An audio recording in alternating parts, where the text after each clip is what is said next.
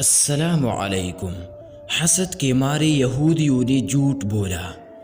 قرآن کریم کے پہلے پارے کی سورہ بقرہ آیت 79 میں ارشاد ہوتا ہے، اعوذ باللہ من الشیطان الرجیم، فویل للذین یکتبون الکتاب بأیدیہم ثم یقولون ھذا من عند اللہ لیشتروا بہ ثمنا قلیلا۔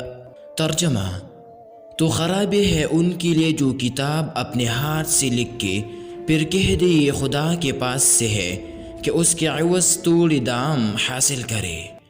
حضرت ابن عباس رضی اللہ تعالی عنہما اس آیت کے تحت فرماتے ہیں، یہودیوں نے نبی کریم صلی اللہ علیہ وسلم کی تورات میں یہ صفات لکھی پائی کہ ان کی آنکھیں سرمگے، بوئی گندی، بال گنگرالے اور چہرہ نہایت حسین ہوگا۔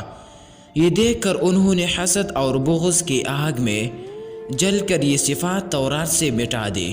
بعد ازاں مکہ سے قریشوں کے ایک وفد نے ان کے پاس جا کر ان سے پوچھا، تم تورات میں امی لقب نبی صلی اللہ علیہ وسلم کے کچھ صفات پاتے ہو؟ بولے، ہاں، ہم یہ لکھا پاتے ہیں کہ ان کا قد لمبا، آنکھیں نیلے اور بال سیدھے ہوں گے۔ یہ سن کر قریشی بولے، ہم میں تو ایسا کوئی نہیں ہے۔